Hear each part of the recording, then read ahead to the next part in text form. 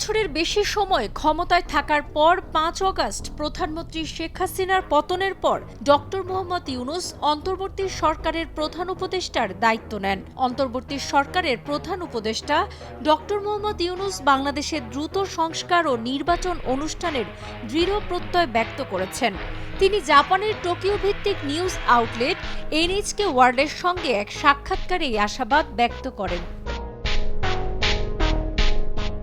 সাক্ষাৎকারে ডক্টর ইউনূস জানান, অন্তর্বর্তী সরকারের কাজ হচ্ছে যত দ্রুত সম্ভব সংস্কার করা এবং সরকার প্রস্তুত হলেই নির্বাচন অনুষ্ঠান করা। তিনি জানান, ব্যর্থতা এমন কিছু নয় যা আমরা মেনে নিতে পারি। তরুণরা তাদের জীবন দিয়েছে। তিনি নীতি নির্ধারণে তরুণ প্রজন্মকে অন্তর্ভুক্ত করার বিষয়ে তার অবস্থানের ইঙ্গিত দেন। প্রধান উপদেষ্টা জানান, এই সংকটময় সময়ে বাংলাদেশ তার সবচেয়ে বড় দাতা জাপানের কাছ থেকে সহায়তার অপেক্ষায় রয়েছে। তিনি জোর দিয়ে বলেন, তার দেশের অর্থনীতি পুনর্গঠন এবং বাংলাদেশের গণতন্ত্রকে দৃঢ়মূল করতে সহায়তার জন্য জাপানের সহযোগিতা অপরিহার্য।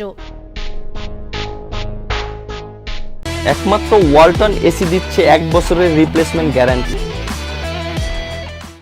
এর আগে মার্কিন পাবলিক ব্রডকাস্টিং সংস্থা এনপিআর প্রধান উপদেষ্টা ডক্টর মোহাম্মদ ইউনূসের একটি সাক্ষাৎকার প্রকাশ করেছে, যেটি নতুন দেশ নির্মাণ শুরু করতে হবে এই শিরোনামে। ইউনূস জাতিসংঘের সাধারণ পরিষদে বক্তব্য দেওয়ার পর এনপিআর এর মিশেল মার্টিনের সঙ্গে আলাপচারিতায় বসেছিলেন।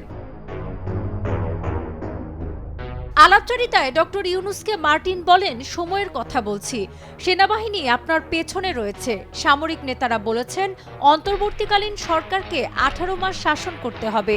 বিরোধী দলগুলো তা চায় না। তারা নভেম্বরে নির্বাচন চেয়েছিল। আপনার যা করতে হবে তা করার জন্য কি 18 মাস যথেষ্ট সময়? জবাবে ডক্টর ইউনূস জানান, জনগণ এই সংখ্যাগুলো বিবেচনা করছে না। কত মাস, কত বছর তাদের প্রয়োজন মনে হয়। কেউ কেউ বলে যে এটি দ্রুত করা উচিত, কারণ আপনি যদি দীর্ঘায়িত করেন আপনি অজনপ্রিয় হবেন এবং সবকিছু এলোমেলো হয়ে যাবে। কেউ কেউ বলেন যে না, আপনাকে সংস্কার শেষ করতে হবে, সুতরাং আপনি দীর্ঘ সময় ধরে থাকুন। তাই এ নিয়ে বিতর্ক চলছে। এ সময় মার্টিন আরও বলেন, আপনি প্রায় সুধী সমাজের মতো করে সম্পূর্ণ পুনর্গঠনের কথা বলছেন।